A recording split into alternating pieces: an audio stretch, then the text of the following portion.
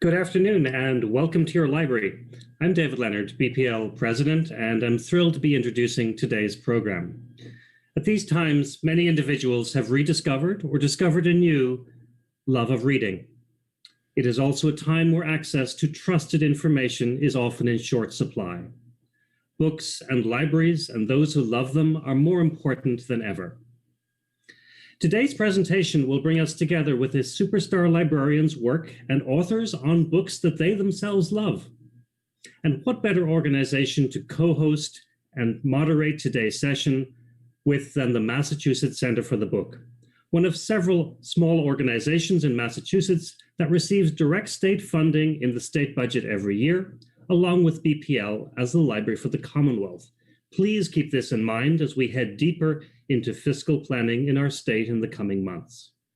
We are recording today's Zoom session and streaming it on our YouTube channel. Live attendees can pose questions through the Q&A section on the Zoom interface, and questions will be selected by the moderator later in the program. Also, to purchase a copy of today's featured work, please visit our program partner at Trident Booksellers and Cafe, or any library or independent bookstore. Information will be provided in the chat session throughout and at the end of the program. And so to introduce our very special guest and moderate this session, I would now like to welcome Sharon Shallow, the Executive Director of Massachusetts Center for the Book. In this capacity, she oversees the annual Commonwealth Book Awards, now in their 21st year, student reading and writing initiatives, and cultural tourism offerings that highlight the significant literary heritage of Massachusetts. This fall, the center will collaborate with the Boston Book Festival on a Massachusetts Book Bites initiative and launch the Massachusetts component of the virtual National Book Festival. Sharon, welcome, and over to you. Thank you, David, and thank you to everyone at the Boston Public Library for making this possible. I'm really thrilled to be here today, not only in my capacity as the Executive Director of Massachusetts Center for the Book, but as one of the Executive Directors in that network of 53 centers. It was in that network that I met Nancy Pearl when she was the Director of the Washington Center for the Book at the Seattle Public Library. And I have very fond memories of looking at her across a wide conference table in the Mumford Room at the Library of Congress and thinking that she was somebody who got me.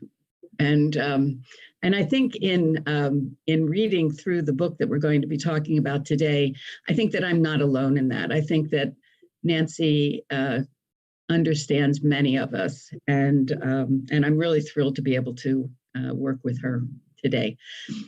David mentioned that we are co-sponsoring the Massachusetts Book Bites with Boston Book Festival, and that will be in November. Check it out at bostonbookfest.org.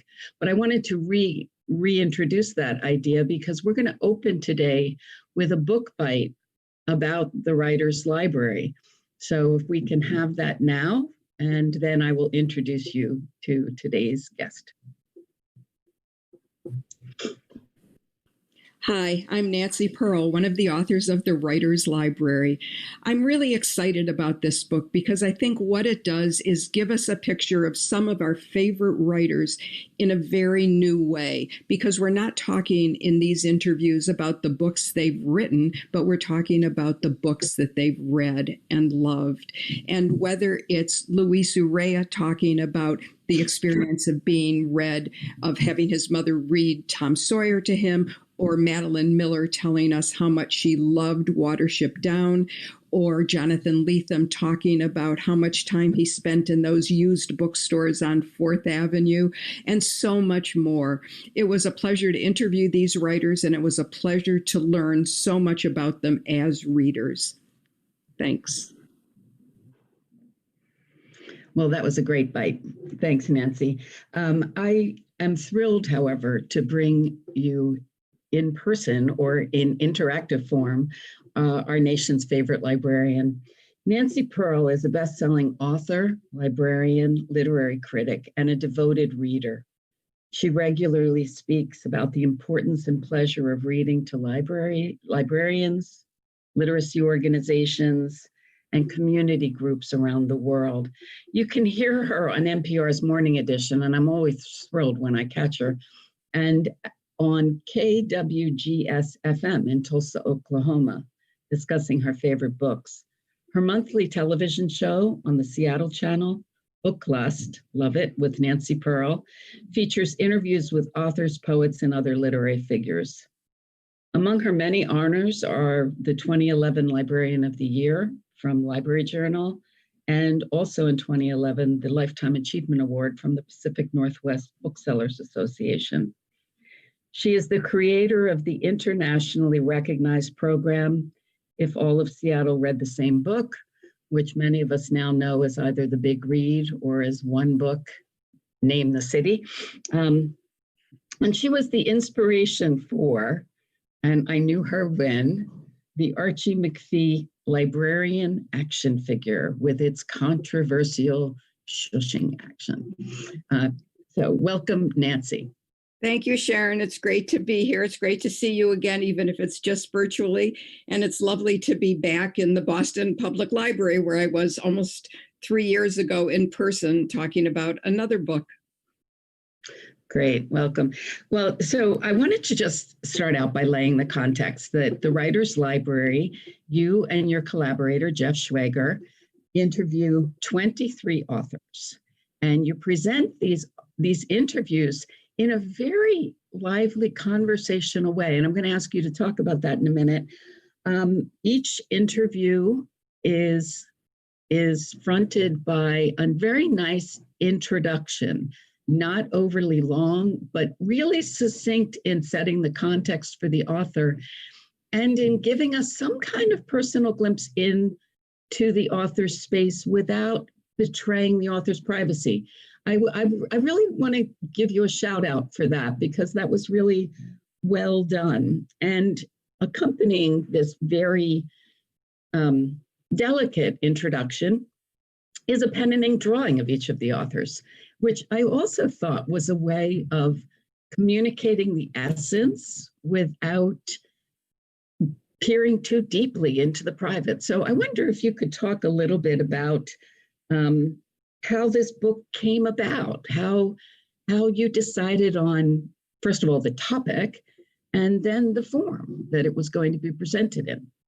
Well, I have to give credit to my co-interviewer, co-author, Jeff Schwager, because the Writers' Library was his idea, and he had that title, the Writers' Library, in mind for a long time. And I met him when he interviewed me for a project that the Washington State Jewish Historical Society was doing.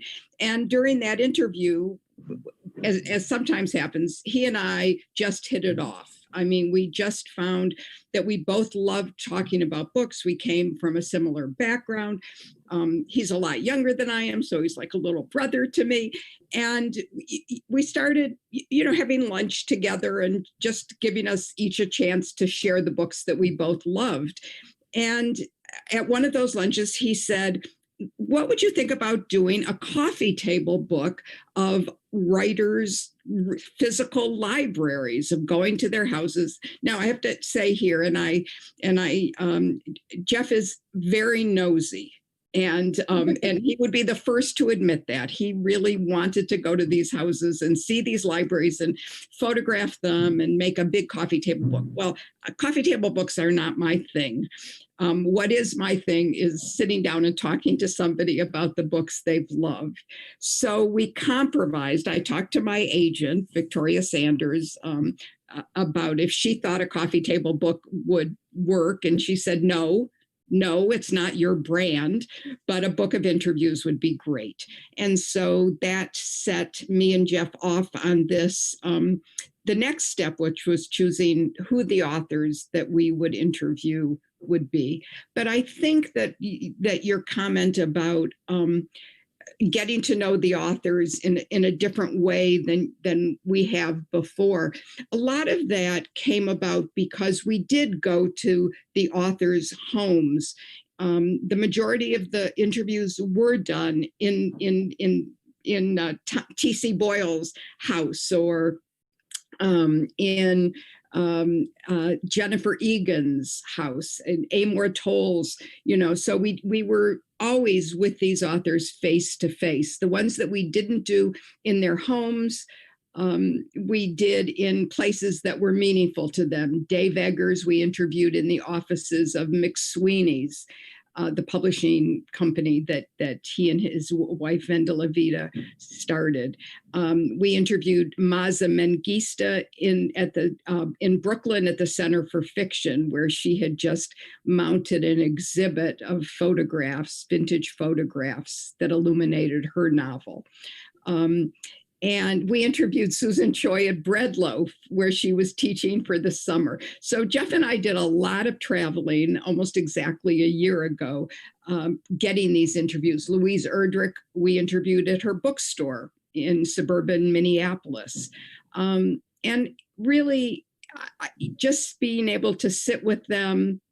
We had no list of questions that we didn't go into each interview with a list of questions that we needed answered, that we wanted answered. Instead, most of the interviews begin with me saying, well, what have you been reading?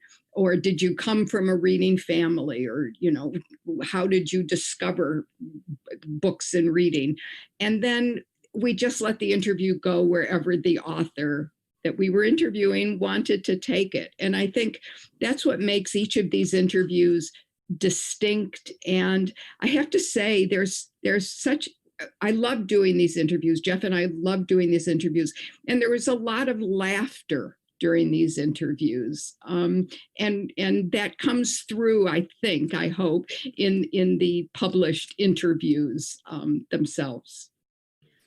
I was actually thinking of that when we first started talking in this moment, and I started laughing. I thought about, oh, well, that would be in brackets with laughter, but right. I could hear the laughter and I could hear the conversation. And after I read the first interview, I thought I understood what I was going to be reading, but each interview had that different dynamic and has a different personality. And you and Jeff are not the same in each of them either, so that it becomes a very responsive community of conversation that you're having. And it's just delightful. I mean, I've really enjoyed reading this. Some of these interviews completely knocked my socks off. And I wouldn't ask you if you had a favorite. I'm not going to ask it that way, but were there certain authors that you found yourself completely simpatico with in what they were saying? Well, I have interviewed authors regularly, really, for my whole career as a librarian.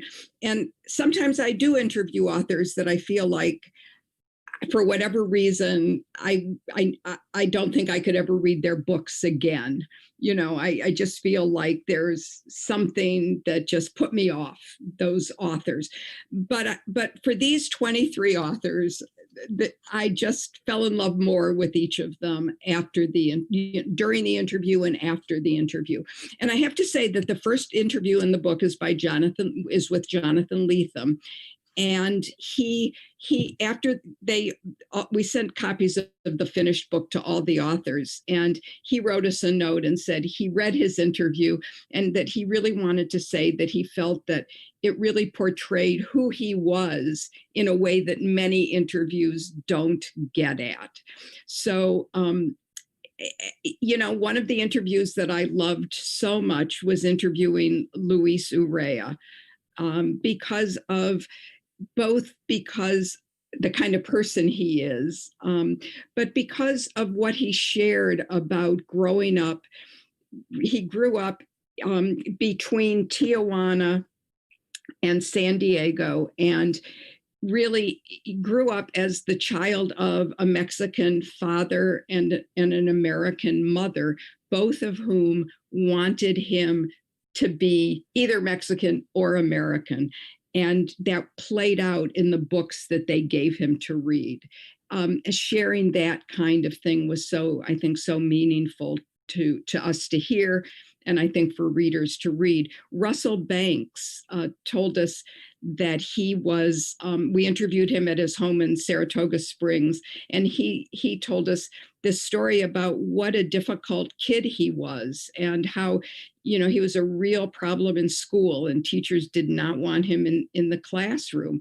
And his fourth grade teacher, Mrs. Doherty, had this wonderful idea of having the janitor build this big plywood space.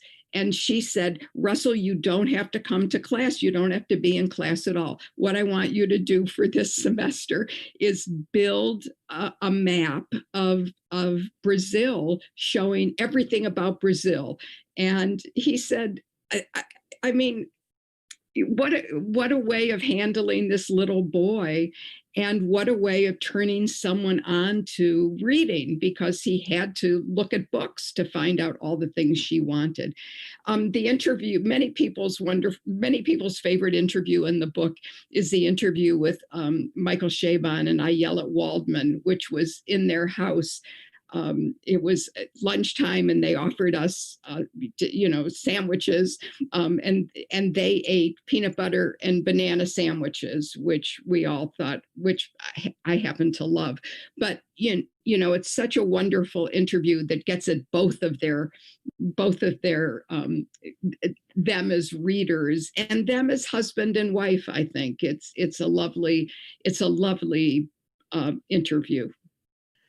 So this is very interesting, Nancy, because you actually have mentioned now the bookends, Jonathan Lethem and Russell Banks. Right. And I thought that the Michael Chabon and I can't say her name. You said it much better. Ayelet. They're close to the center of the book. And and I think Louise is right around there as well.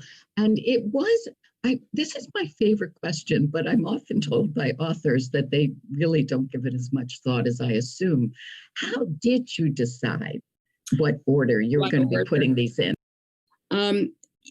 We really talked about how we wanted to do interviews next to each other that were as different as possible. I really saw this book as reading it in like a subway book, what you said, that you read an interview and you put it down and maybe the next day you pick it up and read another interview. But what we're hearing from people is that they're just picking it up and reading it all the way through because of the differences between and among the interviews. Well, I'm glad that you consciously thought about the structuring of it, because I was surprised to find short story writers who said they don't assume people will read from beginning to end, and that they do think about what's in the middle, whereas I always think beginning and end too. I have been reading it largely straight through, and I think themes are developed that way that I might have missed in reading them discreetly.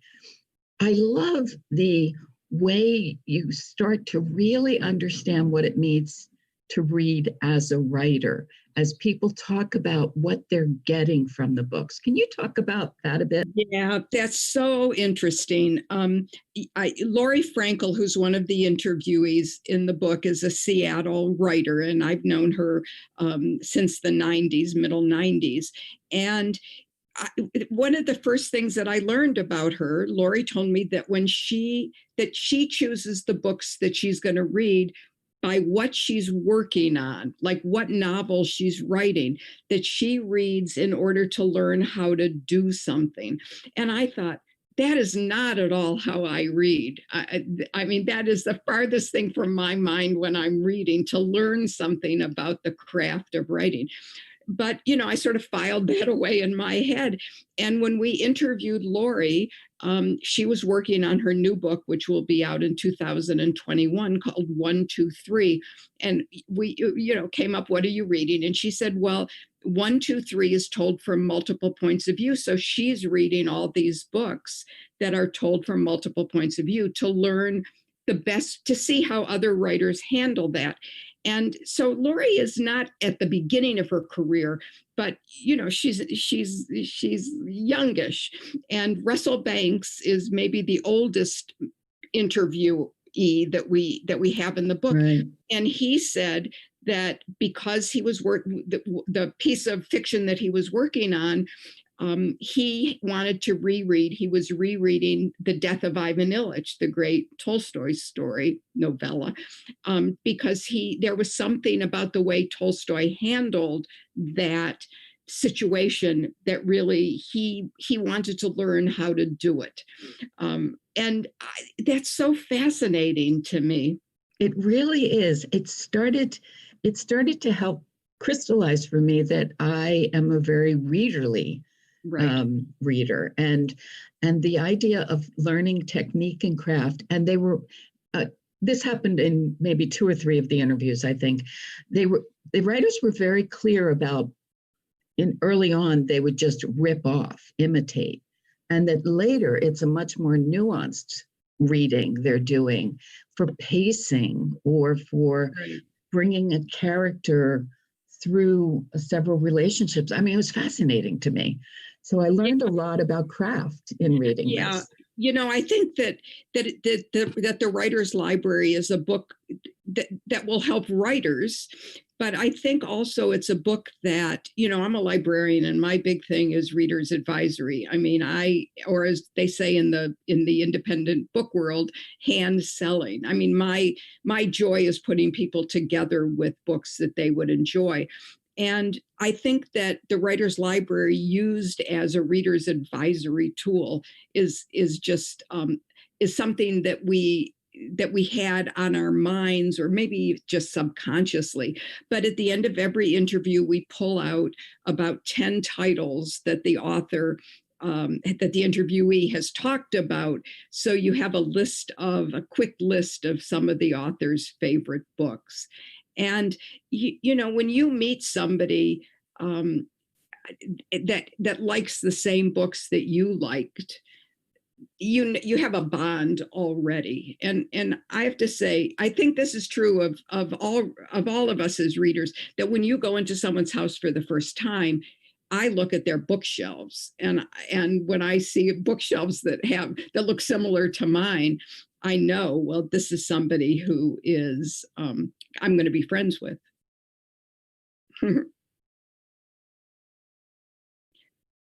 I think you're muted. I can't hear you, Cher. No, I'm sorry. Okay. I got an error message on my screen. Sorry about that. I was interested in the number of writers who were mentioned over and over again. Laurie Moore was one. Yes. Watership Down was a formative book for so many of the authors. I'm trying to think of a couple of the others. I mean, there were the predictable ones, the big Russian books, or the mighty tomes of English literature. But I was surprised at the number. And I don't know the biographies of the authors to understand if they were roughly contemporary, so that these were the big authors for them, or what. No, it seems to me that I too was struck by the number of writers who said Watership Down was one of their, they loved that book when they were teenagers. Two of the writers in this book, who are very different from one another, different in terms of age, different in terms of ethnicity, different in terms of the kind of books they write. Jonathan Lethem and Charles Johnson both referenced Philip K. Dick as one of the influential writers in their careers, and how much they loved the works of Philip K. Dick. That was amazing to me. So there were these really interesting congruences, that the authors, another writer who came up both as a writer and as a mentor was Ursula Le Guin. Yes. And Ursula Le Guin's, Madeline Miller talked about Ursula Le Guin's books as being so important to her. And Luis Urrea, to go back to him, talked about Ursula Le Guin as a real mentor to him. And the reason that he's a writer today was her direct mentorship. So those kinds of putting writers together in these kind of odd ways was just so fascinating. Yeah, I liked that bread loaf came up in two of your interviews as well. One you had a hard time finding, and the other Russell Banks had a hard time staying at. Right. Yes. Jeff and I would fly into the nearest big city, and then we would rent a car and we would try to find the authors in that area. And Susan Choi was teaching at Bread Loaf, as she's done for the last number of years. And we got lost getting to Bread Loaf. Neither Waze nor Google Maps nor Apple Maps could get us to get us there. And we finally found it. But then Russell Banks told us this fabulous story of him being at Bread Loaf way back in the 1950s, maybe early 60s, late 50s, early 60s, and how he and Nelson Algren, who was teaching there at the time, Nelson Algren was fired from Bread Loaf because he took off with Russell on a little road trip to go to Paul Goodman's house. I mean, it was just so the up and coming Russell Banks was in authorial heaven for that 4 days. Yeah. And then went back to Boston. Nelson Algren, of course, was the author of The Man with the Golden Arm, among other books. He went back to stay at Russell's apartment in Boston, where they hung out with more writers at that time. Yeah. In Boston in those days, I didn't move here until the mid 80s, but when I read about the city in that time, he was talking about he lived in the Back Bay and it being a much more bohemian place than Cambridge was at the time. Right. So it's that interesting flip. And who was it who mentioned Ferlinghetti? Ferlinghetti came up in... Andrew Sean Greer. Right. So Andy lives in San Francisco, and his book Less just won the Pulitzer Prize in 2017, I think it was. And I was chair of the fiction jury of the Pulitzers that year. So I was one of my favorite books, Less. And Andy had just been to a tribute at City Lights bookstore for Lawrence Ferlinghetti. So you get these really important classic writers, both American and British, in the book. And then you get these really modern books that these writers loved, and lots of children's books. We shouldn't forget that. We shouldn't, because you were very good at getting authors to think back to the books that got them started. Right. And I think again, there were interesting commonalities among them, but some odd differences. I loved the authors who basically didn't read kids' books for very long because their parents were open access, just read whatever you want. But anyway, I wonder if you could talk about, I know that you had some favorite children's books. Did you find any of them coming up, or were these different? Yes. So, I began as a children's librarian. That had been my plan since I was 10 years old. Half Magic, Edward Eager's book, came up. His first book for kids came up several times. We talked for a long time with Michael Chabon and Ayelet Waldman about children's books. Michael is a great believer in reading aloud, and he read aloud to his 4 children until they were well into their teens. And he's someone else who read Watership Down aloud to his kids. So there really weren't. Oh, and the Happy Hollisters. I mean, when's the last time that anybody referenced the Happy Hollisters in a book about books? But that was one of Ayelet Waldman's favorite books. And, you know, one of the writers who came up again and again is Philip Roth.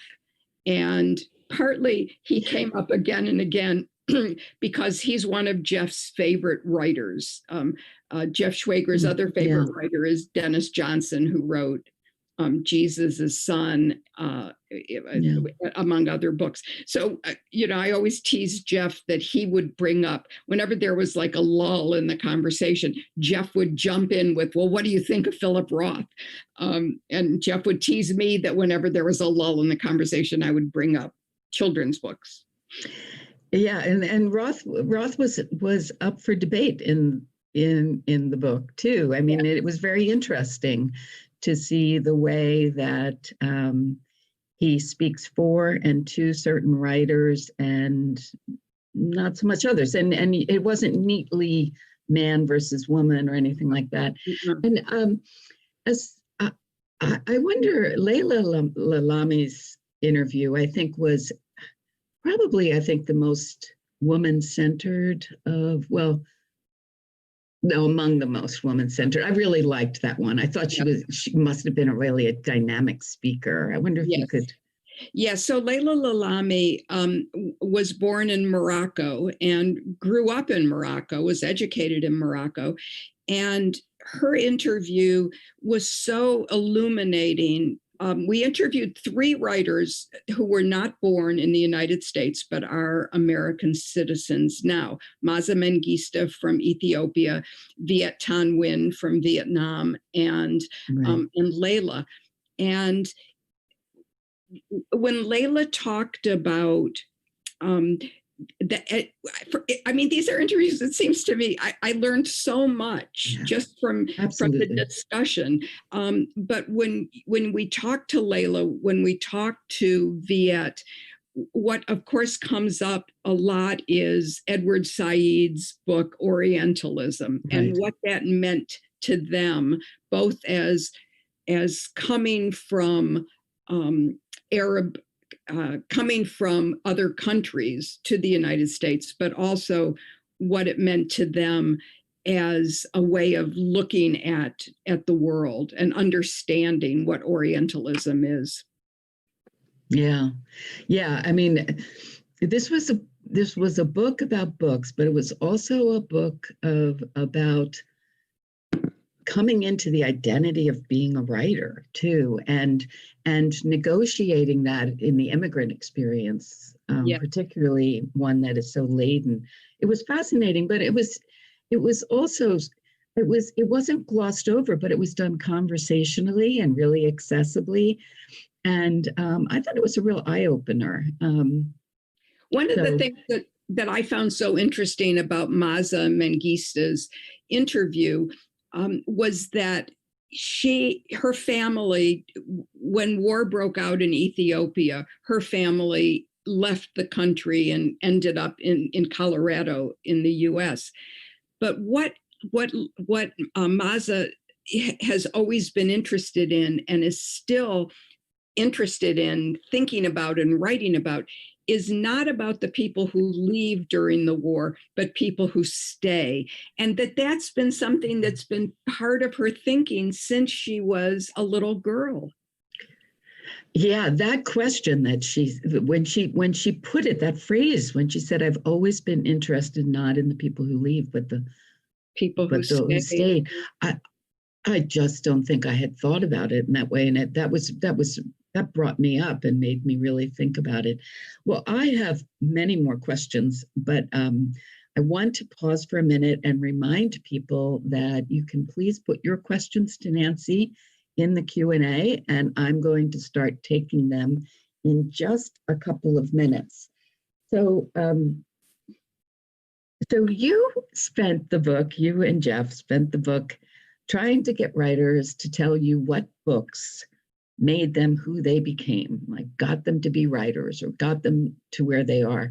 And I want to turn that on to you. You said that your plan had always been to be a children's librarian. And you are not now, even though you are clearly an avid reader of children's books and you love children's books, you occupy a very different space in the book community now. So what were you reading and what were you doing that helped you make that turn into, you know, a more public place in book culture? Well, really, it's so organic.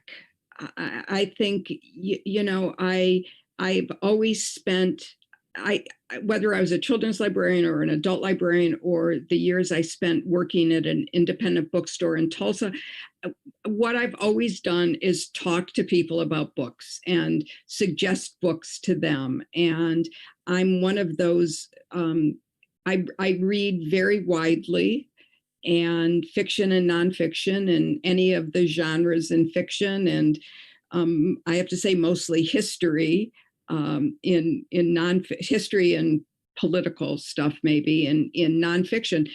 But it's never seemed to me that it's been a turn.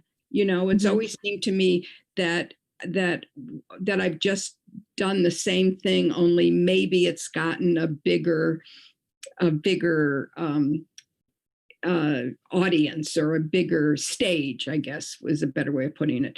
I've been able to do this more widely and do it in slightly different ways. And I think like the Writer's Library is a different way of doing it. Absolutely. But I have to say, when I was one of the authors who really, when I was younger, I wrote poetry, and then I kind of shifted to fiction, and then I stopped doing any of that until George and Lizzie came into my mind. Okay. But the teen, I was not a happy kid. I read all the time. I totally read to escape.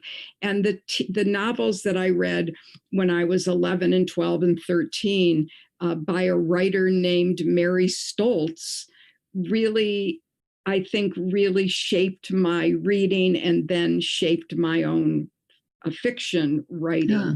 And Mary Stoltz won the Newbery Award for a kid's book, but the novels that meant so much to me were written in a sort of stream of consciousness. I mean, it's a way of writing in the 50s that, for teenagers, that you didn't see a lot of consciousness writing. The two books that were so, all of her, I loved all of her teen novels, but the two that I remember the best are, one is In a Mirror, and not Cat. I'm writing them down now. Good.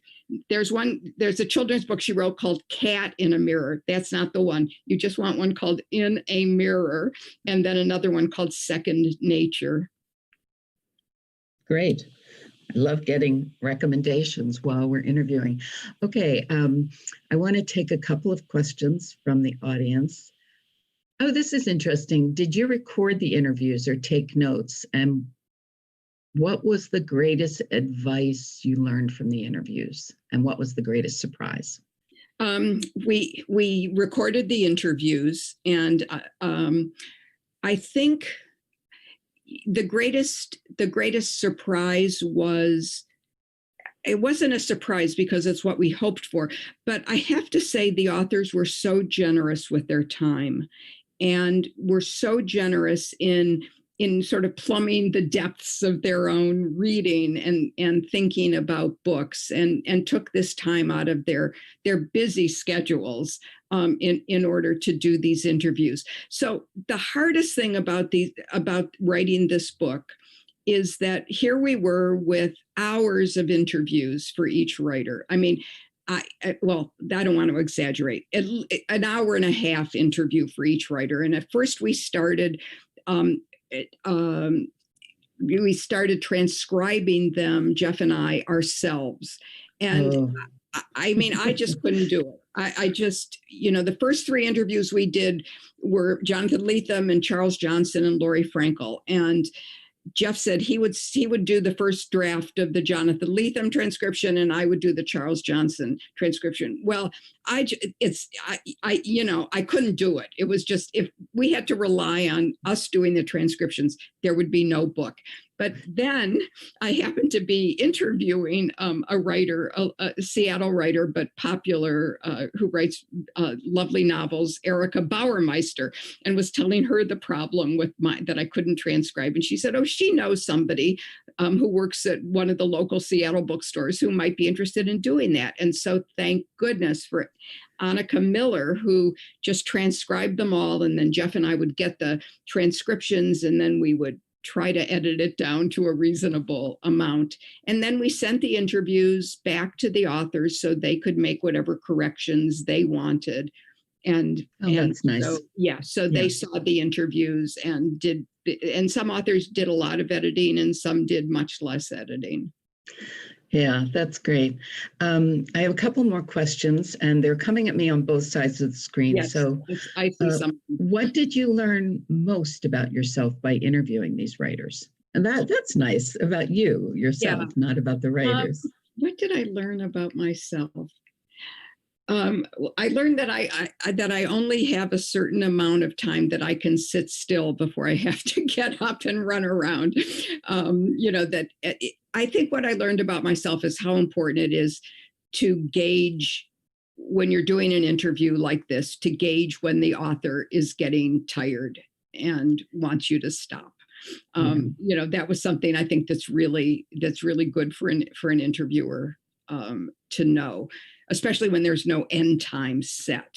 I also learned that there are different ways of reading, and that my way of reading, which is to, escape into a book, is not the only way to read. And Russell Banks said in his interview, he said, well, he doesn't read to escape, he reads to enter into.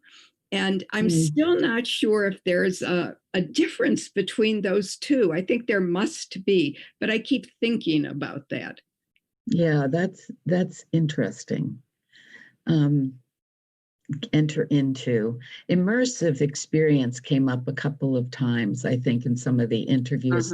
But I think when we immerse ourselves, it's not in the same way that those craft-focused people do. It's interesting. Yes. So I'm going to ask you a generational question now, and then I think I want to circle back to Russell Banks again for a question about generation. I get the impression that millennials don't read as much as the boomers did.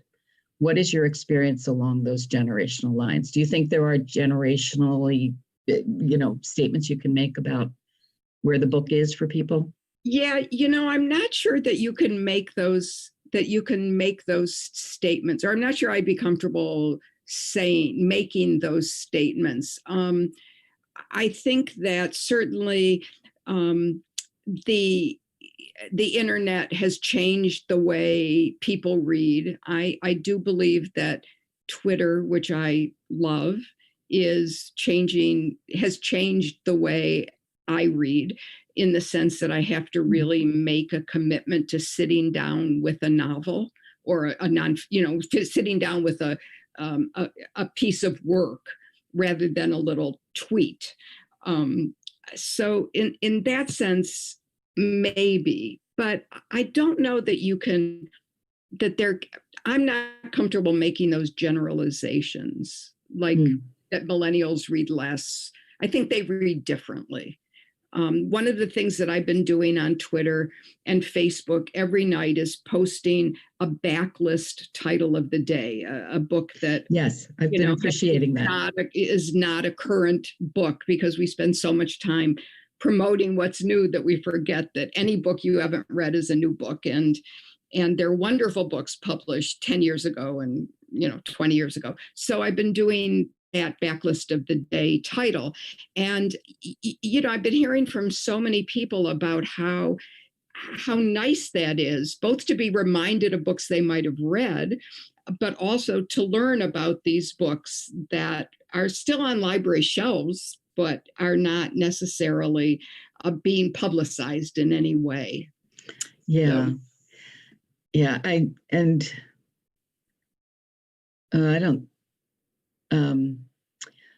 I'll ask you this, but we won't name names. And then I think we'll skip my Russell Banks because we are running out of time. This has been delightful.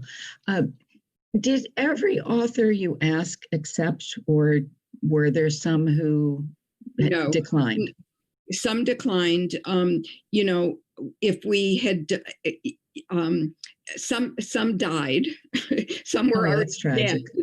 We think we would have interviewed Philip Roth. We would have interviewed Dennis Johnson. We asked Alice Munro. We would have loved to interview Alice Munro, but she wasn't well. Toni Morrison, the same thing. With Laurie Moore, who so many authors, when you talk about short stories, and Laurie Moore is perhaps my favorite short story writer. I would have loved to interview her, but we couldn't work that out. And Susan Orlean, who so generously did the introduction to the book, the foreword to the book, we had wanted to interview her for the book, but we could never get in the same place that she was at the same time. So when we realized we had to finish it up and, get it all together, we asked her if she would be willing to do the foreword, and she agreed. I'm glad you brought up the Susan Orlean intro to the book. Right after I read that, Nancy, I found an image of, and this sounds morbid unless you've read the intro, of a casket that is built and you use it during your lifetime as a bookshelf. And I thought that had to go to Susan Orlean, when she was talking about when you die, your library, is being dismantled. And I thought I will send it to Nancy and then she can send it to On, because it was just so perfect.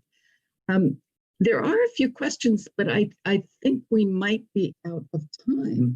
This hour has gone so quickly and wonderfully. So can I just ask you before we turn this back over to David, what you reading?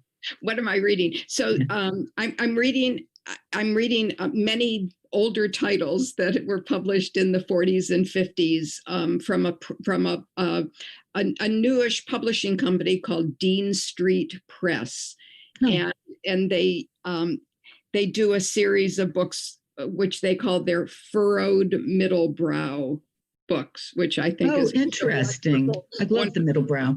So I'm reading a lot of those, but the two September titles, which I highly recommend. I'm in an escapist mood, and I'm not reading anything particularly heavy. I just want to leave this world that we're in and all this pandemic. And in Seattle, we now have fires all up and down the West Coast, so we can't go out of the house. But there's two books that I just absolutely loved. One is called Set My Heart to 5 by Simon Stevenson, which is about a bot set a little bit in the future. And this bot is a dentist who decides to go to Hollywood to make a movie to show that bots have emotions as much as humans do. It's just wonderfully funny and fun. And I usually don't like books that, or I always think I won't like books that are described as heartwarming, but this book is described as heartwarming, and I loved it. Set My Heart to 5, Simon Stevenson.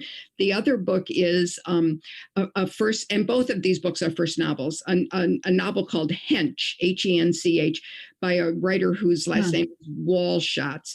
And you know how superheroes like Batman always have sidekicks, Robin, for example, but bad guys always have henchmen. They're called henchmen. So the main character in this book is a young woman who is a henchwoman working for a very bad guy who's the best thing that this henchwoman does. She's not good with a gun. She's not good at violence, but she's really good with big data and spreadsheets and cost benefit analyses. And using those, she and her boss take on a really bad person. So I love those two books and highly recommend them. They're both out in September. Set My Heart to 5 is out already, and I think Hench is too. Oh, now are you blurbing too? I mean, you must be asked to read so much. Yeah, I'm not a good blurber. I mean, I'm not a good person. I don't write those. I can't write those blurbs. I'm not good at that. It's much easier. I think we're more descriptive, and we will talk about what the book is. Right. I just was told that I have a couple more questions that I can push to you. Some of them are more comments, but the one question that I think our audience will definitely want to hear is, what's your favorite book about libraries or librarians? Well, funny you should ask that. Well, of course, the library book. Let's thank Stacy for that. Susan Orlean's book, the library book, was really, very interesting, and just, she's such a wonderful writer. It was a pleasure to read. But I am reading a novel right now by a British writer named Sally Vickers, and it's Sally with an EY. Sally Vickers, called The Librarian, and it's about again set just after World War II. A young woman in London is a children's librarian, and this is about her experiences going to a library where there's not much support for libraries, and becoming the children's librarian there. And I'm not sure what's going to happen. I'm not sure where it's going, but that is one of my but I'm really enjoying it. But my favorite chapter about a library, which everybody has to read, is the first chapter of Rufus M. by Eleanor Estes. It's a children's book. It's one of the books, one of the books about the Moffats. And in the first chapter of Rufus M., Rufus tries to get a library card.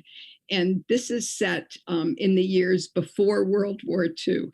And one of the things that happens is he actually goes into the library after it's closed through a coal shuttle or whatever it is. But it's one of those books that makes you realize how important books and libraries and reading can be.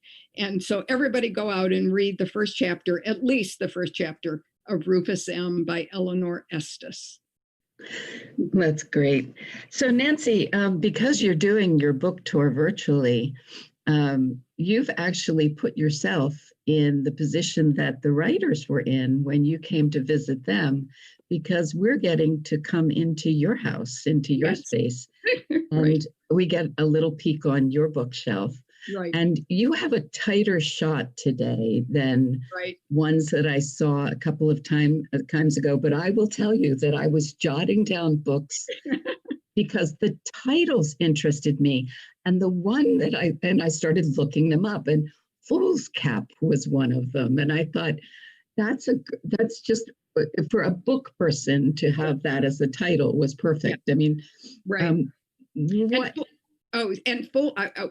Fool's Cap by Michael Malone is a wonderful academic satire. It's about a theater professor, a sort of uptight theater professor named Theo Ryan, who becomes the biographer of this kind of hard living, hard drinking, hard loving writer. And that, starts to change his life, as well as the fact that perhaps Sir Walter Raleigh wrote a play while he was in the Tower of London awaiting his death, a play that's never been found. But maybe now it's been found. It's just Michael Malone's books, especially the early ones, are just Handling Sin, for example, is another one of his, are just so much fun to read.